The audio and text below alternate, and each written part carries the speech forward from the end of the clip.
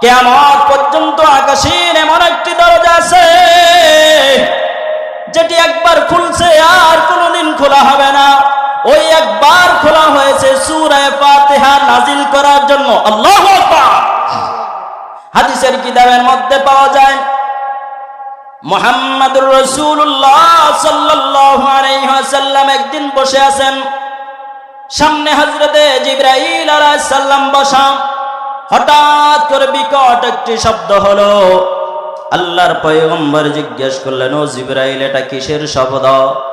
জিবরাইল আলাইহিস সালাম ডাক দিয়া কয়, ইয়া রাসূলুল্লাহ, ইয়া হাবিবাল্লাহ, এটা একটি দরজা খোলার শব্দ। আমার দেশের কাঠের অথবা স্টিলের দরজাগুলো কিছু কিছু দরজা খুললে শব্দ হয়, আওয়াজ হয়। আল্লাহর পয়গম্বরকে জিবরাইল আলাইহিস সালাম বললেন, ও আল্লাহর পয়গম্বর, এটা একটি আকাশের দরজা খোলার শব্দ। এই দরজা এমন একটি দরজা, জীবনে কোনোদিন এই দরজা খোলা হয় নাই। আর এই মুহূর্তে যে দরজা খোলা হয়েছে, এরপরে যে লাগবে আর কোনোদিন খোলা হবে না। এই কথা বলতে বলতে ইতিমধ্যে আকাশ থেকে একজন ফেরেশতা আসলেন। একজন ফেরেশতা আইসা সূরা ফাতিহা নবীজিকে দিয়া বললেন, ইয়া রাসূলুল্লাহ, এই সূরা ফাতিহা আপনার এবং আপনার উম্মতের জন্য আল্লাহ হাদিয়া দিয়েছে। সুবহানাল্লাহ। কিয়ামত পর্যন্ত আকাশের এমন একটি দরজা আছে যেটি একবার খুলছে আর কোনোদিন খোলা হবে না। ওই একবার খোলা হয়েছে সূরা ফাতিহা নাজিল করার জন্য। আল্লাহু আকবার।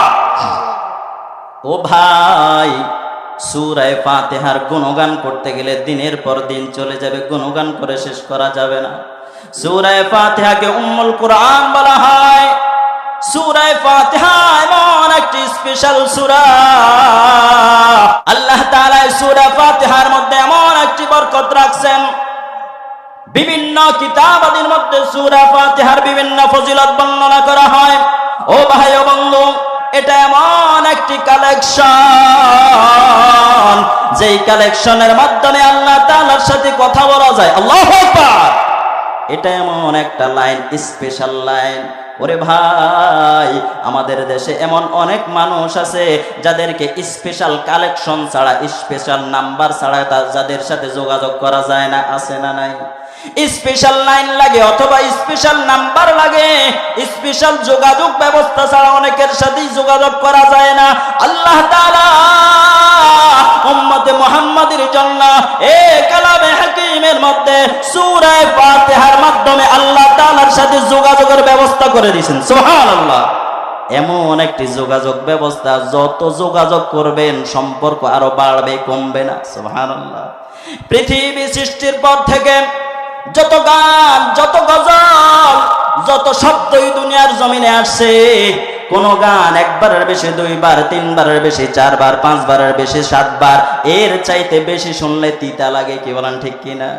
যত ভালো গান হোক না কেন, আধুনিক যুগ, ইউটিউবের যুগ, মাঝে মাঝে দেখা যায় কিছু কিছু গান ভাইরাল হয়ে যায়, কিছু কিছু গজল ভাইরাল হয়ে যায়, কিছু কিছু ডায়লগ ভাইরাল হয়ে যায়। কিছুদিন পরে দেখা যায় ওই গানের নামও শোনা যায় না, ওই গজলের কলিও শোনা যায় না, ওই ডায়লগ আর সমাজের মধ্যে শোনা যায় না। কি বলেন ঠিক কিনা?